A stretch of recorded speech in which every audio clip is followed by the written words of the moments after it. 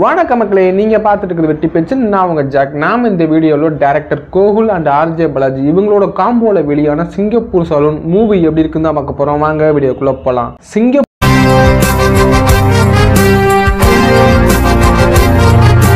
Salon இந்த மூவியோட story என்னன்னா, ஆர்ஜே பாலாஜியோட சின்ன வயசுல அவங்க ஊர்ல சாச்சான்னு ஒரு முடிவெற்றவர் இருக்காரு. அவரோட டேலண்ட பார்த்து இவரு இன்ஸ்பயர் ஆகி நானும் ஹேர் ஸ்டைலிஸ்டா தான் மாறுவேன்னு அடம்பிடிக்கிறாரு.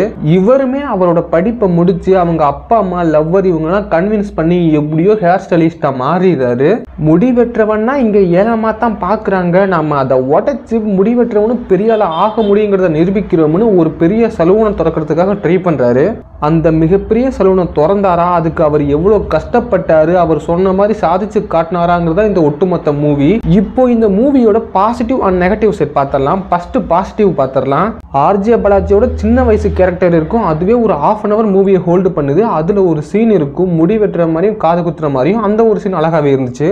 அடுத்ததா தலைவாசல் விஜய் ஆர்ஜே பாலாஜியோட அப்பாவை நடிச்சிருப்பாரு. அவரோட கேரக்டர் ரொம்பவே நல்லா இருந்துச்சு.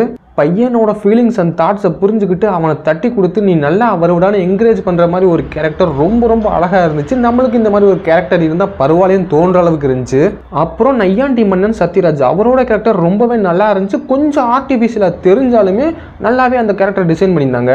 அவரை ஒரு மகா கஞ்சனாகவும் குடிகாரனவும் காட்டியிருந்தாங்க. அது அவருக்கு ரொம்பவே ஆப்டா இருந்துச்சு. அவர் வர இடம் எல்லாமே சிரிப்பா இருந்துச்சு. இந்த படத்துக்கு அவர் மிகப்பெரிய பிளஸ்ன்னு சொல்லலாம். பாசிட்டிவ்ஸ் பார்த்தாச்சு. இப்போ நெகட்டிவ் பார்த்தரலாம். ஃபர்ஸ்ட் நெகட்டிவ் ஆர்ஜே பாலாஜி தான். ஒரு ஹீரோ தான் அந்த மூவியை ஹோல்ட் பண்ணி கொண்டு போகணும். ஆனா இங்கே அப்படியே உல்டாவா இருக்கு. ஆர்ஜே பாலாஜி இந்த மூவில ஒண்ணுமே பர்ஃபார்ம் பண்ணல.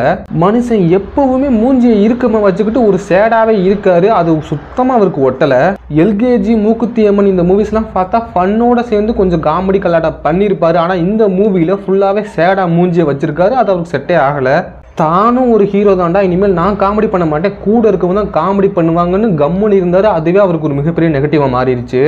இதுக்கடுத்து விஜயோட கோட் மூவில இருக்க ஹீரோயின் மீனாட்சி சௌத்ரி இந்த மூவியில் நடிச்சிருக்காங்க. அவங்களுக்கு சுத்தமா ஸ்கோப்பே கிடையாது. ஆனால் அவங்களுக்கு இந்த மூவியில் ஒரு நல்ல ரோல் தான் கொடுத்துருக்காங்க. ஆர்ஜே பாலாஜியோட ஒய்ஃபாக காட்டியிருக்காங்க. அவங்களுக்கு ஸ்பேஸ் கொடுத்துருக்கலாம், ஆனால் கொடுக்காம அவங்கள வேஸ்ட்டாக வச்சிருக்காங்க. அடுத்த நெகட்டிவ் ரோபோ சங்கர். அவரோட பர்ஃபார்மன்ஸ் சுத்தமாக இந்த படத்தில் எடுபடலை. அவர் தான் இந்த மூவிக்கு காமெடியன். ஆனால் அவரோட காமெடி எங்கேயுமே ஒர்க் அவுட் ஆகல. சுத்தமாக கிரிஞ்சாக தான் இருந்துச்சு. இதெல்லாம் விட மிகப்பெரிய ஒரு கிரிஞ்சு சீன் வச்சிருந்தாங்க. அது எங்கே வச்சிருந்தாங்கன்னா, மூவியோட ஓப்பனிங் சீனில் அந்த சின்ன பையங்க போர்ஷனே ஒரு 30 மினிட்ஸ் வரும். அதில் அந்த பசங்க டியூஷன் போகிற போர்ஷன் எல்லாமே கிரிஞ்சு ப்ரூ மேக்ஸ் தான். ஒன்றுமே ஒர்க் அவுட் ஆகல. எல்லாமே எப்படிலாம் நடக்குன்ற மாதிரி தான் இருந்துச்சு. இந்த மூவில அவங்க எடுத்திருக்க லைன் ரொம்ப நல்ல லைன். அதாவது ஒரு மிடில் கிளாஸ் பையன் எப்படி கஷ்டப்பட்டு மிகப்பெரிய சலூனை கட்டுறாங்கிறது தான் ஒரு லைன். இப்படிப்பட்ட அருமையான ஒரு லைனை வச்சுக்கிட்டு அதை போக்கஸ் பண்ணாம எங்கெங்கயோ போயிட்டாங்க. அதாவது முடிவற்ற ஒருத்தனால ஒரு டான்ஸ் போட்டியில கலந்துக்கிட்டு ஜெயிச்சாங்களாம். இதெல்லாம் நம்புற மாதிரியே இல்லை. ஒரு ஹேர் ஸ்டைலிஸ்ட் வந்து ஒரு புது ட்ரெண்டை கொண்டு வந்தாருன்னு சொன்னா பரவாயில்ல. அந்த மூவியோட ஓப்பனிங்ல கூட சாச்சா என்ன பண்ணிருப்பாருன்னா, பிச்சைக்காரை மாதிரி இருக்க ஒருத்தனை கூட்டு வந்து ஜென்டில்மேன் மாதிரி மாத்திருப்பாரு. அந்த மாதிரி கூட மூவியை கொண்டு போயிருக்கலாம். ஆனா சம்பந்தமே இல்லாம டான்ஸ் அதுக்குள்ள இழுத்து ஸ்டோரியை வேற எங்கெங்கேயோ கொண்டு போயிருக்காங்க. ஒரு டான்ஸ் போட்டியில ஜெயிக்கிறதுக்கு அவங்களோட டேலண்டும் கோரியோகிராஃபரும் தான் தேவை. இந்த ஹேர் ஸ்டைல்லாம் தேவை கிடையாது. ஆனா அதை போய் ஒரு பெரிய விஷயமா கொண்டு வந்து இந்த மூவியை சுத்தமா சொதப்பி வச்சிருக்காங்க.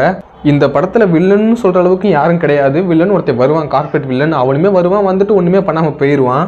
இதையெல்லாம் தாண்டி ஒரு விஷயம் பண்ணி வச்சிருப்பானுங்க. அது என்ன பண்ணிருப்பானுங்கன்னா, கிளியை உள்ள கொண்டு வந்து பறவைகளை பாதுகாக்கணும்னு ஒன்று பண்ணிருப்பானுங்க. இதெல்லாம் பாக்குறப்ப திணிச்ச மாதிரி தான் இருந்துச்சு. வைக்கணும்னு வச்ச மாதிரி இருந்துச்சு. கொஞ்ச நாளைக்கு முன்னாடி தமிழ் சினிமாவில் என்ன பண்ணிக்கிட்டு இருந்தானுங்கன்னா, எந்த படம் எடுத்தாலும் அதில் ஒரு விவசாய சீன் வந்துடும். அதாவது விவசாயம் நாங்கள் தான் காப்பாற்ற போகிறோம். அதே மாதிரி தான் இந்த படத்தில் பறவைகள் நம்ம காப்பாற்றணும்னு சென்டிமெண்ட் பண்ணுறேன்னு கிரிஞ்சு பண்ணி வச்சிருக்கானுங்க. ஒரு மூவிக்கு ஒரு சீன் தேவைன்னா வைங்கடா, தேவையில்லாட்டி விட்டுருங்க. அதை விட்டுப்பட்டு வாலண்டியராக அந்த சீனை வச்சு அந்த மூவியை கெடுத்துறாதீங்க. ஒட்டு மொத்தமாக இந்த மூவியை எப்படி ஹேண்டில் பண்ணணுமோ அப்படி பண்ணாமல் தேவையில்லாத காட்சிகள்லாம் சேர்த்து மூவியை கெடுத்து வச்சிருக்காங்க. ஓவராலாக இந்த மூவி எப்படி இருக்குன்னு கேட்டிங்கன்னா, பிலோ ஆவரேஜ் மூவி தான். இந்த மூவிக்கு வெட்டி பேச்சோட ரேட்டிங் 2.25 அவுட் ஆஃப் 5. இந்த வீடியோ பிடிச்சிருந்தா மறக்காம லைக் பண்ணிக்கங்க. அடுத்து ஒரு நல்ல வீடியோல உங்களை பார்க்குற வரையும் டட்டா பை பை வட்டா.